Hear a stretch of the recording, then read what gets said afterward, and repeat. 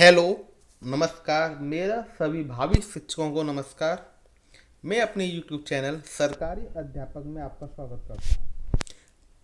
जैसा कि आप लोगों को पता है, आपका यूपी टेट और आपका सी टेट एग्ज़ाम जुलाई में संभवतः होंगे और आपके यूपी टेट की तो डेट भी आ चुकी है और सी टेट भी संभवतः जुलाई में होगा।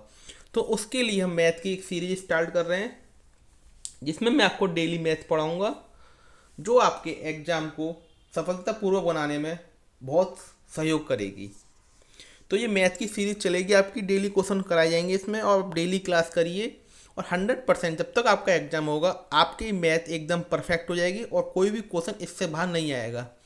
तो इसलिए पूरी वीडियो देखें और जिसने भी चैनल को सब्सक्राइब नहीं किया है सब्सक्राइब कर लें और बेल आइकन जरूर दबा दें, जिससे आने वाली सभी वीडियो का नोटिफिकेशन आपको मिलता रहे। तो शुरू करते हैं हम। पहला क्वेश्चन देखिए अपना। यदि 112 इकाई प्लस 12,000 इक्वल टू 11,012 प्लस 2.5, तो रिक्त स्थान में क्या है? ये क्वेश्चन आपका एग्जाम में अक्सर आते हैं, सी टेट में, टेट में। तो इस तरह के क्वेश्चन को करने की तरीका क्या है वो हम देखते हैं। तो देखिए, इकाई दहाई आप लोगों को पता ही होता है। ये संख्या, जैसे मैं संख्या लिख रहा हूँ, मान लीजिए 123, ठीक है। ये हमारा होता है इकाई, ये होता है हमारा दहाई, ये होता है हमारा सैकड़ा। कोई भी संख्या हमारी बनती कैसे? देखिए, जब हम सैकड़े में 100 का गुणा करते हैं, दहाई में 10 का गुणा करते हैं और इकाई अपने आप में एक संख्या होती है। जैसे मान लीजिए 123 की हमें संख्या बनानी है, तो हम एक में कितने का गुणा करेंगे? 100 का। कितने का गुणा करेंगे? 100 का। प्लस दो में कितने का गुणा करेंगे हम? 10 का। और प्लस 3 को ऐसी के ऐसे लिखेंगे, तब जाके हमारी 123 की संख्या बनती है। तो ये 100 हो गया पूरा, ये 20 हो गया, ये हमारा ये हो गया हमारा 3, तो हमारा हो गया 123। तो ये कॉन्सेप्ट आपके समझ में आ गया होगा अच्छे से। जैसे मान लीजिए मैं कोई संख्या लिख रहा हूँ 65। कौन सी संख्या लिख रहा हूँ? 65। तो 65 संख्या कैसे बनी? ये हमारा है दहाई, ये है हमारा इकाई। तो दहाई में कितने का गुणा? 10 का गुणा। प्लस 5 ऐसी का ऐसी लिखेंगे, इकाई है ये हमारी। तो ये हो गया हमारा 60 प्लस 5, ये हो गई हमारी संख्या 65। तो इस तरह से हमारी क्या बनती है? संख्याएं बनती हैं। तो अब इस सवाल को देखते हैं। 112 इकाई कह रहा है, मतलब 112 इकाई। इकाई को हम एच टू एज लिखते हैं, मैंने आपको बताया इकाई को हम एच टू एज लिख देंगे। तो 112 प्लस क्या करना है उसमें? 12,000। अब इसमें 12,000 जब हम जोड़ेंगे तो 12,000 हम ऊपर लिखें और 112 को कहाँ लिखें हम? नीचे, जिससे आपको कोई गड़बड़ ना हो प्लस करने में। तो 2 1 1 2 1, तो ये आ गया आपका 12,112, इतना आ गया आपका। अब आगे देखते हैं। इसमें कह रहा है प्लस 11,012 प्लस दहाई। अब दहाई है यहाँ पर, तो यहाँ कितना आ जाएगा? मल्टीप्लाई कितना आ जाएगा? 10 आ जाएगा। कितना आ जाएगा? दहाई है तो मल्टीप्लाई कितना आ जाएगा? 10। यहाँ मैं मान लूँ x, क्या मान लूँ? यहाँ x मान लूँ, तो ये आपका हो जाएगा 10x। कितना हो जाएगा? 10x हो जाएगा। अब हमें क्या निकालनी? x की वैल्यू निकालनी है, ठीक है। तो हम क्या लिखेंगे? देखिए, ये हो जाएगा हमारा 11,012। तो हमारा देखिए, अब यहाँ पे क्या है? 11,012 प्लस 10x इक्वल टू कितना है हमारा? इतना, जो हमारा निकल के आया 12,112। अब हम क्या करेंगे? इसमें से इसको माइनस कर देंगे। ये संख्या इधर जाके क्या हो जाएगी? माइनस हो जाएगी हमारी, क्योंकि इधर जाके प्लस की होती है तो इधर जाके हमारी माइनस की हो जाएगी। तो 11,000 हम क्या कर देंगे? 12 क्या कर देंगे? माइनस। दो में से दो गए, कितने बचे? 0 बचे। एक में से एक गए, 0 बचे। एक में से 0 गया, 1 बचा। दो में से एक गया, 1 बचा। तो आपका यह आ गया 1100। अब हमारी 10x की वैल्यू कितनी हो गई? 10x की वैल्यू हो गई 1100। तो x की वैल्यू क्या हो जाएगी हमारी? 1100 बटा 10। तो 0 से 0 कट गया, हमारा आंसर कितना आ जाएगा? 110। तो फोर्थ ऑप्शन क्या हो जाएगा? बिल्कुल सही हो जाएगा। तो मैं उम्मीद करता हूँ वो बहुत अच्छे से समझ में आया होगा इकाई, दहाई और सैकड़े का कॉन्सेप्ट। अगर आपको इस तरह का क्वेश्चन दिखे तो आपको इसी तरीके से करना है। तो नेक्स्ट क्वेश्चन में चलते हैं अपने। नेक्स्ट क्वेश्चन है हमारा, यदि 1001 गुणा 111 इक्वल टू 1,10,000 प्लस 11x, तो रिक्त स्थान में क्या है? तो हमें बताना है x की वैल्यू। क्या बतानी है हमें? x की वैल्यू। बहुत सिंपल है। सबसे पहले हम क्या करेंगे? 1,001 में 111 का गुणा करेंगे। सबसे पहले हमारा काम क्या होगा? ये, ठीक है। तो देखिए, 1,001 गुणा 111। तो आप दो तरीके से कर सकते हैं गुणा, इसको तोड़ लीजिए आप, देखिए इस तरह से भी कर सकते हैं। इसको हम क्या लिख सकते हैं, 100+11, क्या लिख सकते हैं हम, 100+11। तो आसान पड़ेगा आपके लिए। तो ये तो आपका इसका मल्टीप्लाई इसमें कर देंगे, 2 जीरो को 2 जीरो, फिर 11 का मल्टीप्लाई इसमें कर देंगे, 11 एकम 11 का 1, फिर कैरी 1, जीरो का 0, 11 एकम 11, इसको प्लस कर देंगे। या फिर आप डायरेक्ट भी कर सकते हैं। डायरेक्ट करना में देखो ये आपको ट्रिक पता होती है, फिर भी आप एग्जाम में एक बार अपना जो बेसिक तरीका है उससे कर कर देखते हैं। तो इससे अच्छे आप बेसिक तरीके से करिए अपने, क्योंकि आपको जो आप शुरू से करते हुए आए हैं जो चीज़ को, आप उसी तरीके से करना अच्छा लगता है आपको। आप ट्रिक से निकाल लेंगे पर आपको विश्वास नहीं होगा आपने सही किया है या गलत किया है। तो इसलिए आपको जो बेसिक तरीका होता है उसी से करिए तो ज़्यादा अच्छा है, क्योंकि आप डबल टाइम बर्बाद करने की कोई भी ज़रूरत नहीं है। जो आपको अच्छा लगता है, जो आप फास्ट कर सकते हैं, आप उससे करिए। तो जो हमारा बेसिक है हम उससे करते हैं, ठीक है ना। तो हमारा क्या लिख रहा है, 1001 गुणा 111 है। तो 1 का 1, 0 का 0, यही बहुत जल्दी हो सकता है हमारा। देखिए अब ये लौट फिर के ये आ जाएगा 1001, फिर लौट फिर के 100। ऊपर से करते हैं, चलिए एक बार, आ नहीं पा रहा है तो ऊपर से करते हैं। 1001 गुणा 111, ठीक है, 001, 1001,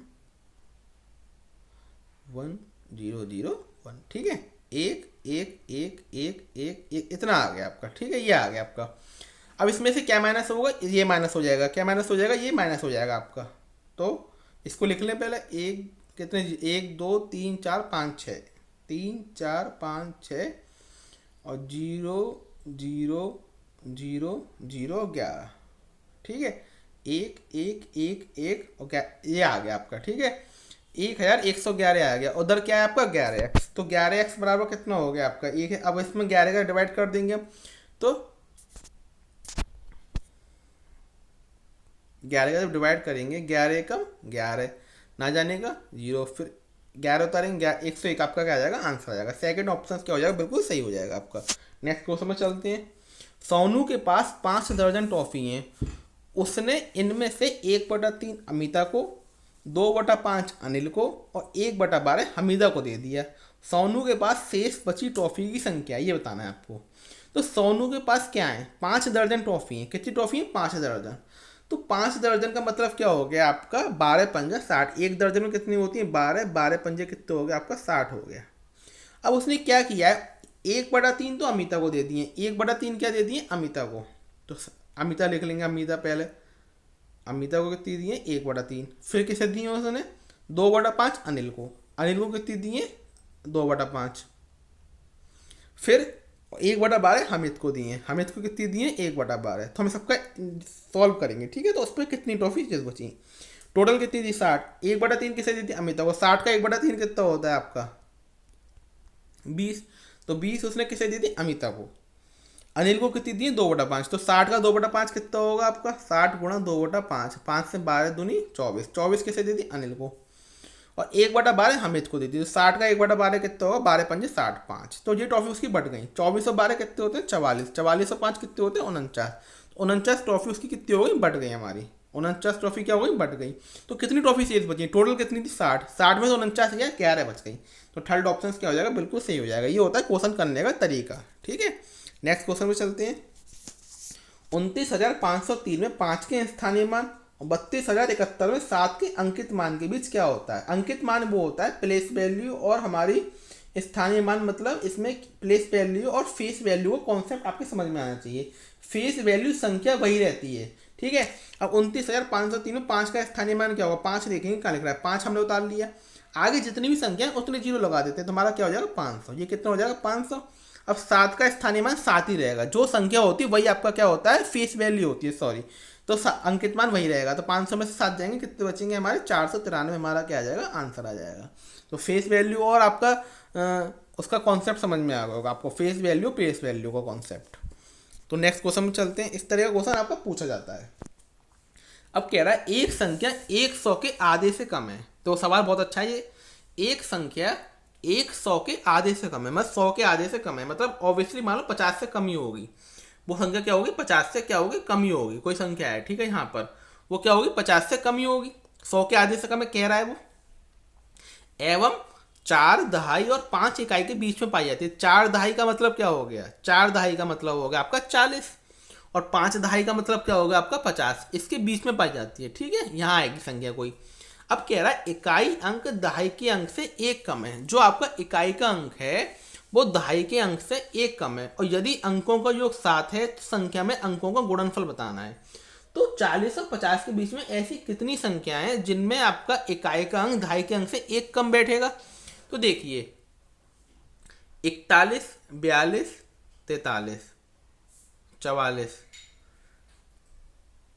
45। अब हम 44 तक ही देखेंगे, क्योंकि 45 से तो इकाई का अंक बड़ा होता चला जाएगा। 45 से तो इकाई का अंक दहाई के अंक से बड़ा होता चला जाएगा, पर इसमें कह रहा है इकाई का अंक दहाई के अंक से एक कम है। इकाई का अंक क्या है, दहाई के अंक से एक कम है।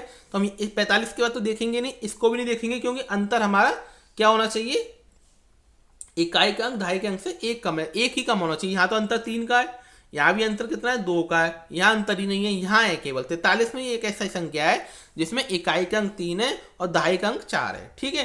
और अंकों को योग भी 7 बैठ रहा है, 4 और 3 7, तो इनका गुणनफल क्या हो जाएगा, 4 3 12। तुम्हारा सेकंड ऑप्शन क्या हो जाएगा, बिल्कुल सही हो जाएगा। नेक्स्ट क्वेश्चन में चलते हैं अपने। एक स्कूल में 360 छात्र हैं, जिनमें से 2/3 लड़कियां और बाकी लड़के हैं, ठीक है। करते हैं सॉल्व। 360 में से क्या है, 2/3 क्या है हमारी लड़कियां, तो 2/3 निकाल लेंगे। 120 दूनी 240 आ गया हमारा। और बाकी लड़के हैं, लड़के कितने बचेंगे हमारे, 60 में 120 क्या होगा, लड़के बच गए हमारे। लड़कों की संख्या के 3/4 खिलाड़ी हैं, लड़कों की संख्या के, तो लड़कों की संख्या कितनी है, 120। 120 का क्या होगा, 3/4, 3/4, तो 90 क्या हो गए आपके खिलाड़ी हो गए। तो संख्या बतानी है, खिलाड़ी नहीं है, तो 120 में से 90 जाएंगे तो कितने बचेंगे, 30 हमारा क्या आ जाएगा आंसर। थर्ड ऑप्शन क्या हो जाएगा, बिल्कुल सही हो जाएगा। नेक्स्ट क्वेश्चन में चलते हैं अपने। 62, 51, 65, 21 और 56, 21 में 5 का स्थानीय मानों को योगफल बताना है। तो सभी में 5 का स्थानीय मान निकालना है। इस तरह का क्वेश्चन करा चुका हूं आपको, देखिए दोबारा से। इसमें क्या हो जाएगा 50, क्या हो जाएगा 50। इसमें क्या हो जाएगा आपका 500, कितना हो जाएगा 500। और इसमें कितना हो जाएगा 5000। सबको जोड़ लीजिए, सिंपल सा है, 0 5 5, 5500 आपका क्या आ जाएगा, आंसर आ जाएगा। कहाँ है आपका 5500, 5500 नहीं, 5500 नहीं, 5550, ठीक है। तो ये आपका बी ऑप्शन क्या हो जाएगा, बिल्कुल सही हो जाएगा। आपको स्थानीय मान के सवाल इस तरह ही सॉल्व करने हैं। नेक्स्ट क्वेश्चन देखते हैं। एक वर्ग का परिमाप 44 सेंटीमीटर है, कितना है 44 सेंटीमीटर, और एक आयत का परिमाप इस वर्ग के परिमाप के बराबर है, ठीक है। अब वर्ग का परिमाप क्या होता है, 4 गुणा भुजा, वो कितना हो गया 44, वो कितना हो गया 44 आपका। ये तो होता है वर्ग का परिमाप, 4 गुणा भुजा होता है आपका, वो कितना है 44। तो भुजा आपकी कितनी आ जाएगी, 44/4, तो कितने आ जाएगी 11। अब कह रहा है आयत का परिमाप इस वर्ग के परिमाप के बराबर है, तो आयत का भी कितना होगा 44 होगा सॉरी। आयत की लंबाई वर्ग की भुजा से 5 सेंटीमीटर अधिक है, तो वर्ग की भुजा कितनी आई है, वर्ग की भुजा आई है 11, तो आयत की लंबाई कितनी हो जाएगी आपकी, 5 अधिक है। कितनी अधिक है, 5 अधिक है, तो आयत की लंबाई क्या होगी, वर्ग की भुजा से 5 सेंटीमीटर अधिक है। तो इसमें 5 जोड़ देंगे हम, तो कितनी हो जाएगी, 16 हो जाएगी लंबाई, कितनी हो जाएगी 16 हो जाएगी। वर्ग और आयत के क्षेत्रफल का योगफल है, तो वर्ग का क्षेत्रफल क्या होगा और आयत का क्षेत्रफल, ठीक है, ये बताना है हमें। तो यहाँ देखेंगे हम पहले आयत का क्षेत्रफल निकालने के लिए। आयत की लंबाई तो हमें पता चल गई 16, और आयत की हमें लंबाई पता चल गई, तो चौड़ाई निकाल सकते हैं। अब हम क्या कर सकते हैं, यहाँ से चौड़ाई निकाल सकते हैं। चौड़ाई कैसे निकालेंगे, परिमाप तो हमें पता है कितना है 44 सेंटीमीटर, तो आयत का क्षेत्र परिमाप क्या होता है 2L + B = 44, तो L की जगह L रख देंगे 16, 44, तो यहाँ से क्या आ जाएगा देखिए, 16 दूनी 32 + 2B = क्या हो जाएगा 44। तो 44 में से 32 जाएंगे, कितने बचेंगे आपके 12, कितने बचेंगे 2B कितना हो जाएगा आपका 12 और B हो जाएगा आपका 6। तो हमें पता चल गया आयत की चौड़ाई 6 हो जाएगी, लंबाई कितनी है 16, तो 16 छक्के, आयत का क्षेत्रफल क्या होता है लंबाई गुणा चौड़ाई, तो 16 छक्के कितना हो जाएगा 96, कितना हो जाएगा 96। तो हमारा आयत का क्षेत्रफल आ गया 96। एक का तो निकल गया, वर्ग का निकालना, वर्ग की हमारी भुजा कितनी आई थी 11, तो 11 कितना होता है, भुजा इसका होता है वर्ग का क्षेत्रफल, वर्ग का क्षेत्रफल क्या होता है, भुजा स्क्वायर। तो 11 गुणा 11 तो कितना हो जाएगा 121 और प्लस 96, 6 और 1 7, 9 2 11 और 217 आ गया। कितना आ गया 217, डी ऑप्शन। उम्मीद करता हूँ आपको ये क्वेश्चन बहुत अच्छे से समझ में आया होगा। ये क्वेश्चन आपका टेट में पूछा गया, अच्छा क्वेश्चन है। तो इस क्वेश्चन को आप एक बार रिवाइंड करके दोबारा देख सकते हैं, काफ़ी अच्छा क्वेश्चन है, आपका अक्सर एग्जाम में पूछा जाता है। तो आज ये थे हमारे आज के क्वेश्चन। तो आप जरूर कमेंट करके बताइए आपको क्लास कैसी लगी, और इस तरह की क्लास करने के लिए डेली आप हमारे चैनल से जुड़ सकते हैं सरकारी अध्यापक से, और अपनी तैयारी को पुख्ता कर सकते हैं, और आपकी मैथ की तैयारी कंप्लीट हो जाएगी अगर आप डेली क्लास करेंगे। तो thanks for watching my video, please subscribe my YouTube channel.